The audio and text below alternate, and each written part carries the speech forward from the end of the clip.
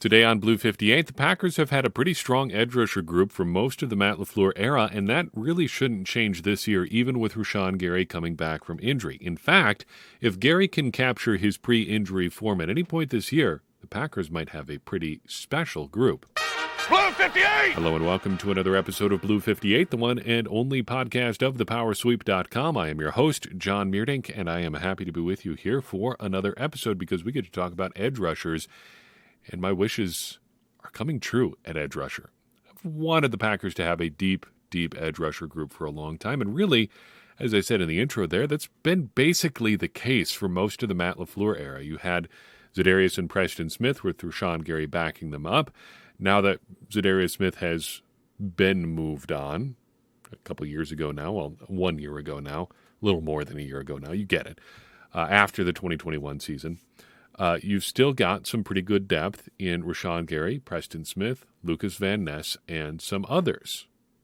If I really wanted to get greedy, I would say they could use one more athletic developmental prospect, but I'm not going to get greedy today.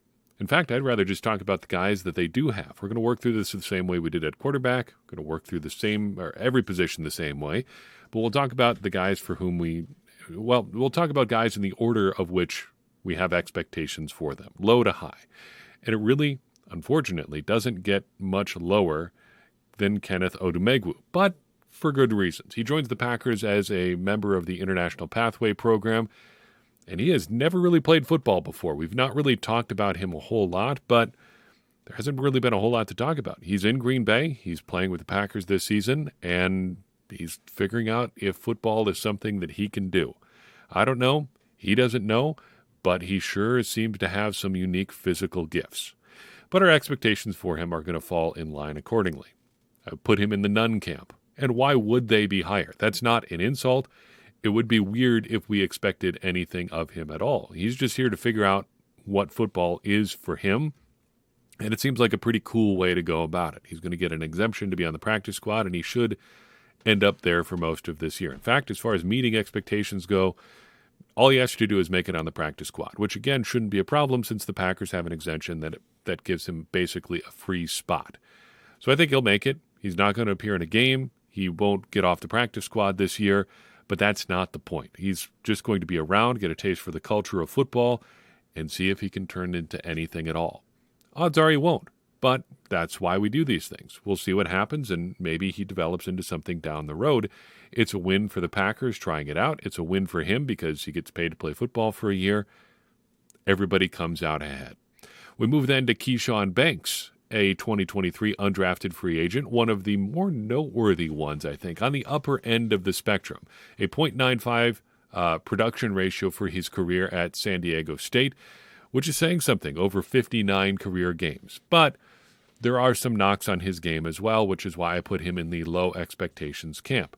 Dane Brugler's 56th rank edge this spring, so he's got some pedigree, was good enough to put up those good productivity numbers over the long term in college, so I don't think you can quite be a no expectations guy at that level.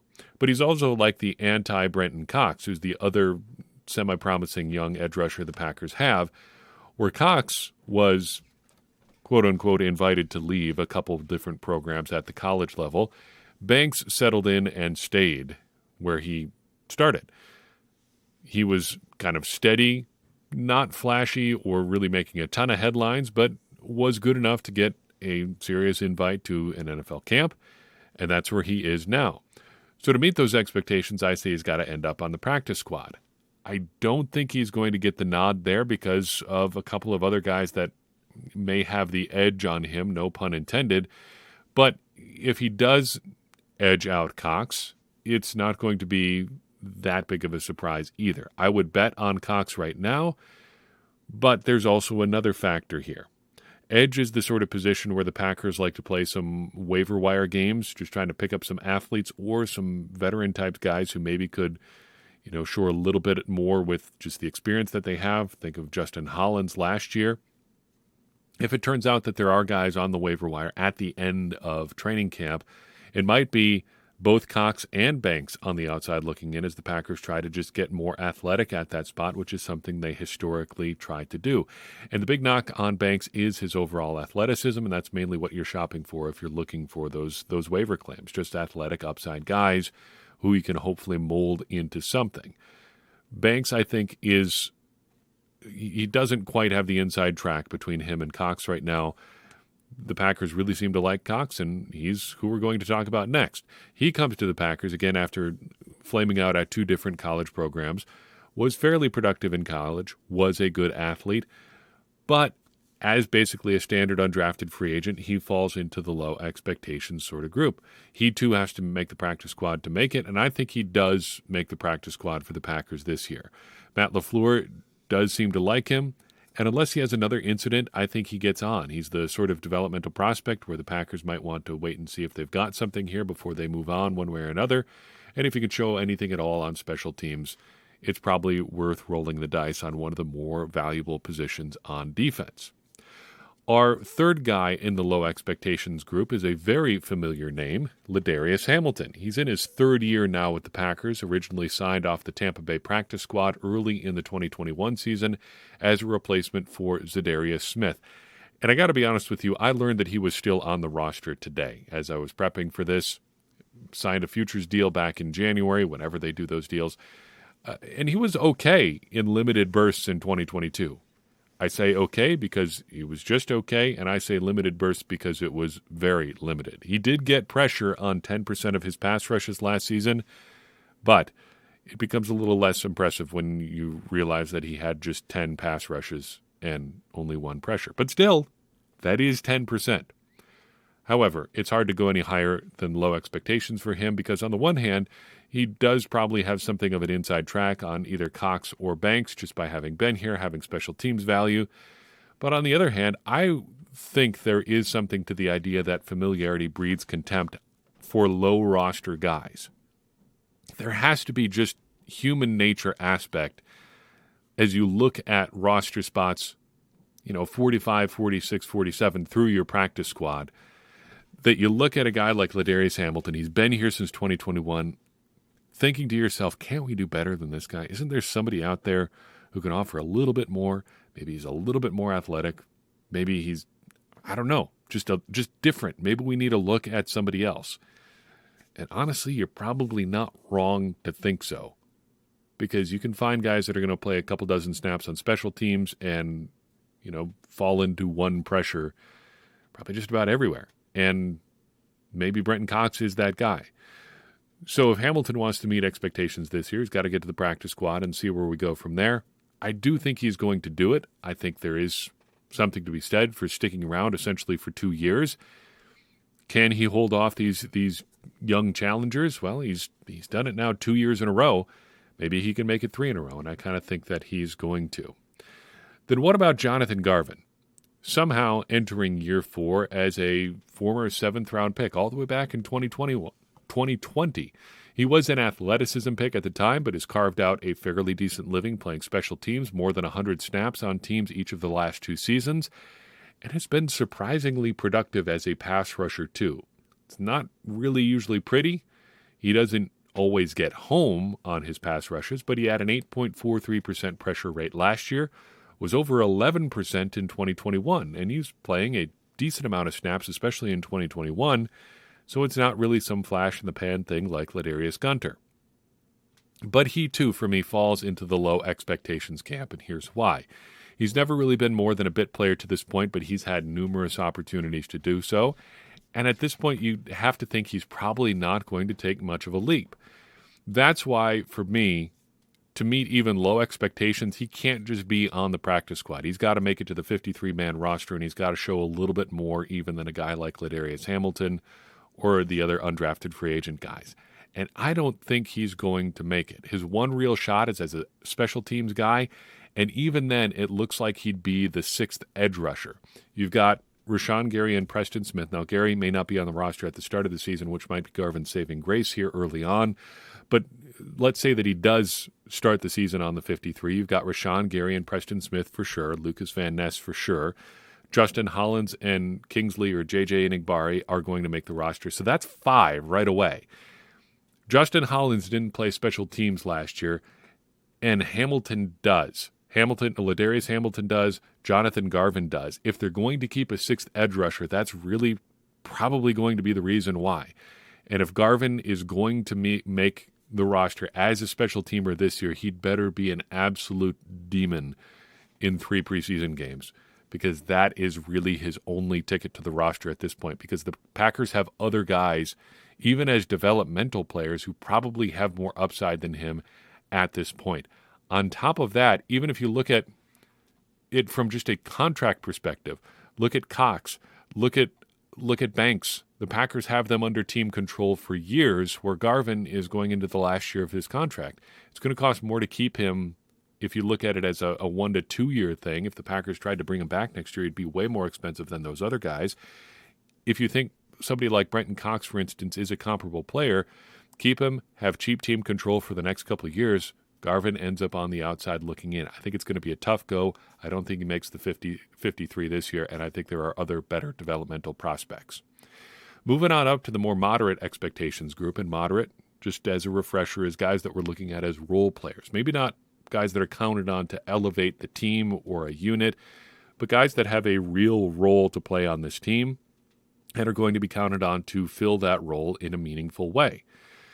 J.J. Enagbare, Kingsley Enagbare, is our first guy in that group. Heading into year 2 after a solid, if overall unspectacular, year 1. And if you look at injuries as having silver linings, Rashan Gary's injury might be the best thing that ever happened to him, because weeks 1 through 9, he rarely played, was never on the field more than 42% of snaps. But weeks 10 through 18, Enagbare was out there a lot. He only played less than 55% of the snaps one time. That was in week 18. 4 times he played more than 66%. He was on the field a lot. And as a result, he got to learn on the job quite a bit too. And he did fairly well at the time as well. Pressures on nearly 10% of his pass rushes. He was a liability at times against the run, but what rookie edge rusher isn't? So I slot him pretty comfortably into that moderate expectations group. The depth chart makes it pretty clear that he's going to be in that edge 3 to 5 range, depending how many other edge rushers are healthy at the time. But I think we should kind of consider him and Justin Hollins as each being half of edge rusher number 4. Both of them have unique skill sets. Both of them will be out there to carry out their specific roles at specific times. So merge them together and you get one functional 4th edge rusher. So how does Enagbare meet our expectations for this year? Got to shore up his run defense, maybe add a couple ticks to the pass rush productivity numbers, and I think we're in pretty good shape as you're looking at edge 4 or 5, maybe as high as number 3. Prediction-wise, I think he's going to meet or exceed his pressure rate from 2022. He's going to be in situations, I think, where he'll be less of a focus, which is probably a help for him in the overall pass rushing scheme. When he is the Packers' second edge rusher, it's a lot easier to slow him down. I also think he's going to meet or exceed his 2022 sack totals. Finished the year with 3 sacks last year. I think he is as good or better than that in 2023. Moving on to Justin Hollins, he heads into his second year now with the Packers after being one of the great waiver claims for the Packers in recent memory. After joining the Packers near midseason last year, he ended up getting a pressure on nearly 11% of his pass rushes, 2.5 sacks, 3 tackles for loss on the season. He too slots into that moderate expectations group, much the same as Kingsley Enagbare. He's the second half of edge rusher number 4. And if we fuse these two guys, I have to ask you, which name sounds better, Justin Enagbare or Kingsley Hollins? Kingsley Hollins sounds like maybe a baseball player. J.J. Hollins sounds like a baseball player too. So I'm voting for Justin Enagbare.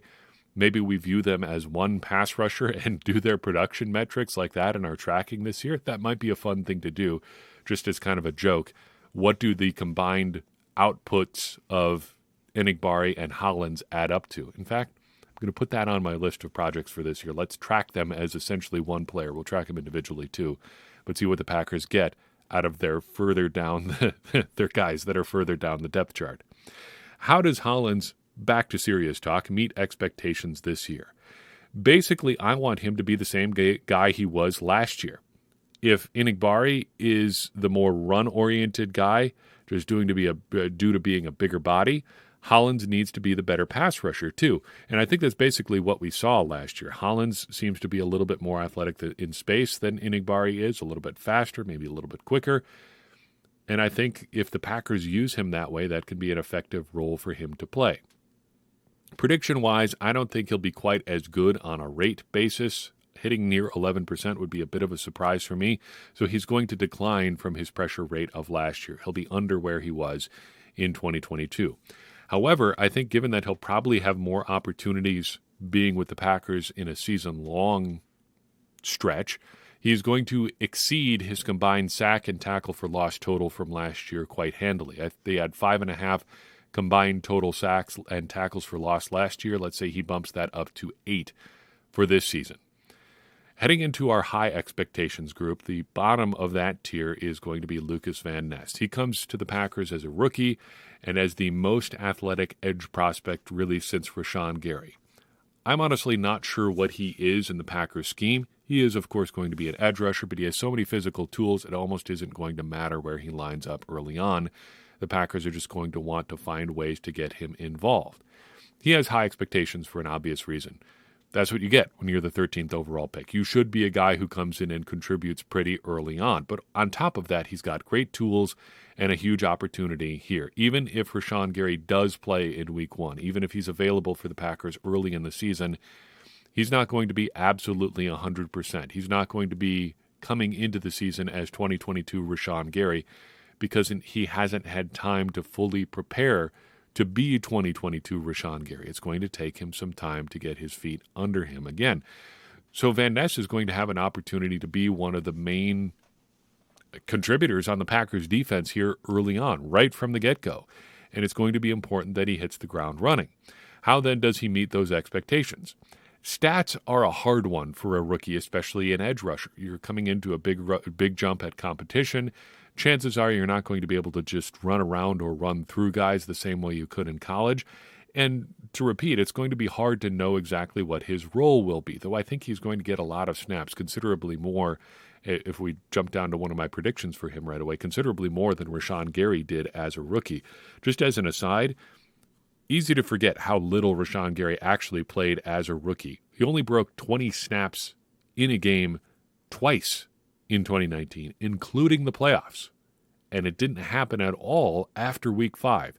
Week 6 through the NFC Championship game, he never played more than 20 snaps in a game. Wild to think about that was one of the Packers, well, that was the Packers' first-round pick that year. Well, one of the 2 first-round picks that year, but the 12th overall pick barely played as a rookie. Anyway, Van Ness is going to play more than that, role notwithstanding. But the statistical output is a hard one to pin down, especially for a rookie edge rusher. So I think we're looking for him to just look and feel like he belongs. And I think that was fair to say of Rashan Gary as a rookie in limited bursts. And they were quite limited bursts, as we've already discussed. So prediction-wise, he's going to play more snaps than Rashan Gary did as a rookie. I think he has at least 4 sacks this year. That seems like a low bar, but sacks, again, hard to predict in the best of circumstances, a rookie jumping from the Big Ten to the NFL. Your guess is as good as mine. I do think his pressure rate is going to be below 10%, and that could be just a factor of where he ends up lining up, especially if he kicks inside a lot. But as a rookie, not getting to quite 10% is not necessarily a bad thing. It's just going to take some time for him to figure out how to win at the NFL level. Preston Smith is our next edge rusher to talk about here. An elder statesman, not just in the edge rusher group, but also on the roster overall. He is the second oldest position player on the roster after David Bakhtiari, and the third oldest overall after Pat O'Donnell, who's also on the roster as well, though punters age a little bit different than the rest of the roster, punters and kickers. He, too, is in our high expectations group, but a certain kind of high because Smith has had an up-and-down Packers career. By pressure rate alone, Smith has had the best year of his career in 2019 with the Packers, then the second worst year of his career, even dating back to his time in Washington in 2020. Then he had an even better year than he had in 2019 in 2021, so upping his career high. And then last season, he hit almost the exact midpoint between 2020 and 2021. Been up and down, and then he settled into a nice equilibrium last season. And I think you're looking for more of 2022 from Preston Smith this season. Preston Smith has always been a sidekick in Green Bay. He has always been at his best when he has had someone to play off of. In 2019, he had Zadarius Smith. In 2021, he had the ascending Rashan Gary. And in early 2022, he really excelled playing off of Rashan Gary as well. And his pressure statistics steadily declined over the course of the season as teams were able to devote more attention to him after Rashan Gary was not available on the other side. So really, we're looking for him to be a solid number 2 edge for the Packers this year. And I think he can do that again. I think he breaks 10% again in pressure rate. I think he has a solid output of between 6 and 9 sacks this year. And he just continues to be the reliable Preston Smith that he's been for most of the last couple seasons. Finally, Rashan Gary. He should be heading towards superstar Rashan Gary this season. Instead, we've got a big question mark, which is really a shame. Prior to his ACL injury last year, he was putting up a pressure rate of 18.64%, which is insanely high. In a game where a quarterback drops back to pass 35 times, that would mean that Gary would have been affecting the quarterback on 6 of those 35 dropbacks, all by himself. That is a one-man productive pass rushing team. He was that good last year prior to his injury. He had 6 sacks in 9 games, and really it was 6 sacks in 8 games since the 9th game was the torn ACL. And just how bad was that Week 9 game against Detroit last year? You've got Aaron Rodgers throwing 3 interceptions, 2 in the red zone, 1 on a tackle-eligible pass to David Bakhtiari. Perhaps the single worst play of the entire 2022 season. You've got Romeo Doubs destroying his ankle early on in that game. You've got Rashan Gary hurting himself in that game as well. Take out any one of those 3 things, and the Packers probably win that game, which probably gets them into the playoffs. And how many things are different now if the Packers make the playoffs in 2022? Maybe not that many things overall, but who knows? Anything can change. Maybe the Packers get hot in the playoffs and make some ridiculous run. Crazier things have happened. The New York Giants have made 2 Super Bowl runs with Eli Manning. You never know. But that Week 9 game really sunk the Packers last year, and if you wanted to make the case, and I probably would, that was the real end of the Aaron Rodgers era in Green Bay, I'd be willing to listen. Anyway, back to Rashan Gary. What are our expectations for him this year? He's in our high group, as we mentioned, but what do they actually look like? Because I think it's hard to say that they're not different than they would be in a normal year. They just are. Coming back from an ACL injury is hard, and we've seen how different it can be from one player to the next. David Bakhtiari had setback after setback. Some sort of ancient curse appears to have affected him, and it got its last revenge on him with a burst appendix late last season. Elton Jenkins, too, took some time. Going back a little bit further, Jordy Nelson did come back, but it took him half a season to really get back to the point where his legs really seemed to be under him in 2016, and even then he was never really the same player he was pre-ACL. And then you've got Josiah DeGuara, who comes back and really just looks like the same guy he always was. So it can be different from one guy to the next. Figuring out what that's going to look like for Rashan Gary is going to be interesting. But for his part, he looks like he's adjusted to it really, really well. He had his first press availability this week. He talked a lot about what his mindset was like, and he seems like he's really in a good place. In fact, he really caught me off guard with one answer. I think it was Ryan Wood asked him, what his mindset was like after the injury, and he gave a really positive-sounding answer. Maybe it's athlete speak, maybe it isn't, but, judge for yourself. Here's what he said. What was your mindset like after the injury? It really wasn't that hard, man. Like, once I got hurt, my focus, it really wasn't on me. It wasn't about what I was doing. It was really on this team. We had young guys. JJ, he was able to get some experience, but that's what I was thinking about, man. I wasn't thinking about what I was going through. I was really just thinking about you just laying down this team, bro. You feel me? Like I love these guys, love the organization, love the opportunity, the chances that they gave me, but when I got hurt, I wasn't thinking about me. I was thinking about how to help this team from where I can and what can I do. You can believe that. You can not believe that. But there were a lot of answers that came along those lines in his 10-minute talk with reporters in the Lambeau Field locker room. I tend to believe him. And if he's carrying that mindset into the last stages of his rehab and into the start of the 2023 season, hard to bet against Rashan Gary at this point. So how does he meet expectations then? If we still have high expectations for him, if we still want him to be their leading edge rusher once he comes back, what does meeting expectations look like? Much like Lucas Van Ness, it's hard to put numbers on it. We don't know what he's going to be like in terms of availability this year. But I think asking him to get back to being the Batman in the superhero room that is the edge rusher group is basically what we're looking for. The Packers have a bunch of guys that are kind of sidekicks right now, a bunch of Robins. But if Rashan Gary is there and he can be Batman, then everybody else's role makes a lot more sense. I like the edge rusher group overall, but they need a lead dog. And no one is that guy in the room right now that other teams have to game plan around. And when he's healthy, Rashan Gary is, and nobody else can really match that in a way that he can. And he needs to be that at some point this season. I'm not saying right away. I'm not saying the first time he's back on the field he needs to be that sort of player. But getting back to being that kind of player is what it's going to take to have a season that we would say meets expectations this year. Prediction-wise, I think his pressure rate is going to go down this year. He's just going to be a different player post-ACL. That seems like a pretty safe bet. And I think he's going to be under 13.5%. That would put him back where he was essentially as a second-year player, where he was very good but not quite great yet. I think it's easy to forget how good he was in year 2 as well.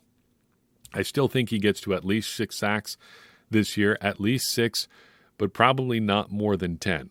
Not sure where he's going to be playing time-wise. We're really not sure how many games he's going to play, but I think at least 6, not more than 10, seems like a pretty good range.